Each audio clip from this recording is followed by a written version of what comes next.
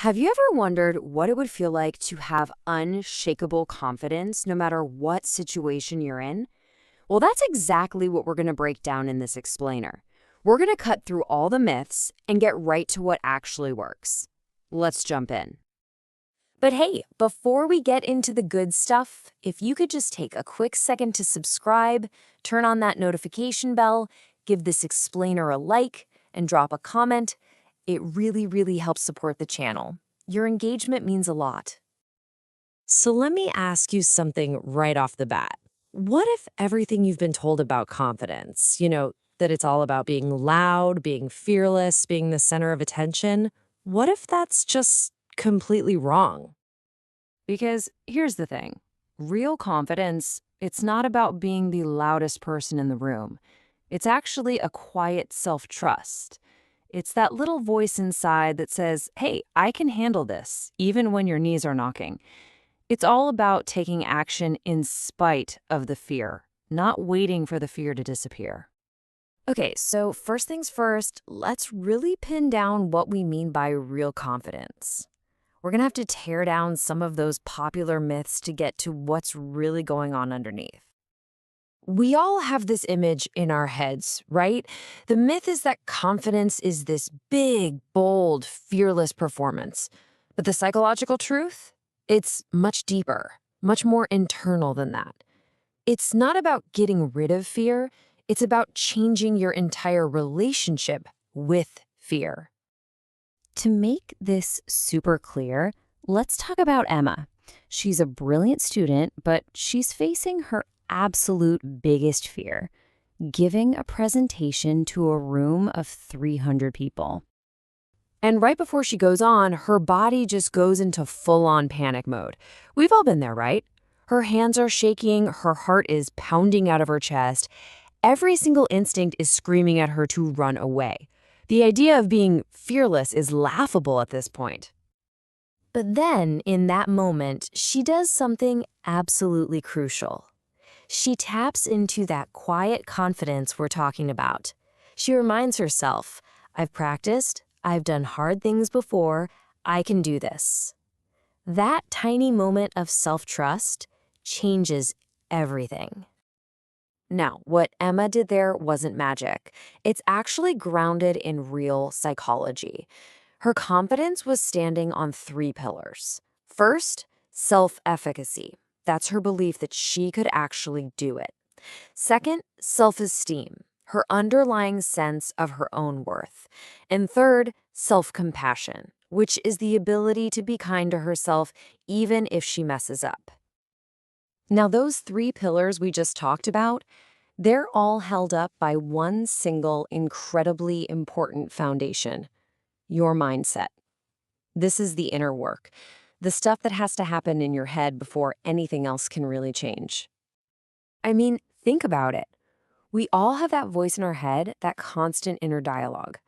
But what happens when that voice is less of a supportive coach and more of a bully? Here's the powerful part.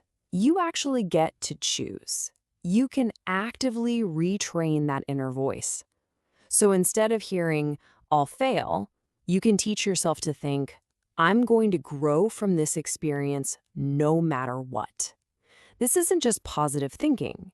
It's a fundamental shift in how you see the world. And this all boils down to an idea from psychologist Carol Dweck called a growth mindset. It's the simple but profound belief that you can get better with effort. It's the opposite of a fixed mindset, which says you're just born with a certain amount of talent.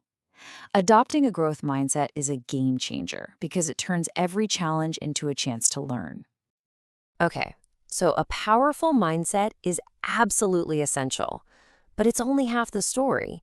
You have to connect that mindset to the real world because, and this is so important, it's the action that actually creates the feeling of confidence. All right, here is the secret that most people get backward. We think we need to feel confident before we can act, but it's the other way around. You take a small, scary step, you get through it, you learn something, and that experience builds a little bit of self-trust. That trust then makes it easier to take the next step. It's a powerful feedback loop. And if you're looking for a simple action to try, here's one you can do right now. It's called a power pose. Seriously, just try it. Sit or stand up tall. Pull your shoulders back. Open up your chest and just take up a little more space. Take a deep breath. You're using your body to tell your brain how to feel. And this isn't just some feel-good trick. There is real science here. Studies have shown that holding a pose like this for just 2 minutes can actually change your body's chemistry. It can boost hormones associated with confidence and lower the stress hormone cortisol. Your body can literally lead your mind into a more confident state. It's pretty amazing. So, you're working on your mindset, you're starting to take action. That's awesome. But how do you make this last? How do you turn this into a skill that sticks with you for the long haul? Let's talk about the final piece of the puzzle.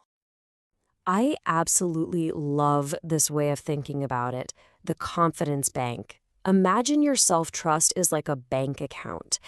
Every single time you face a challenge, no matter how small, you're making a deposit.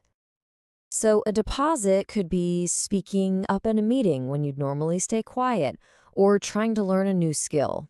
And a withdrawal? Well, that's when you avoid that challenge because of fear. The goal is simple, right? Over time, you just want to make more deposits than withdrawals. And slowly but surely, that account balance of self-trust will grow and grow. So I want to leave you with a challenge. This isn't just something to think about, it's something to do. What is one small, manageable action you can take today to make a deposit in your confidence bank? It doesn't have to be massive. What's it going to be? Thanks for watching. Please don't forget to subscribe, turn on the notification bell, like, and leave a comment to support the channel.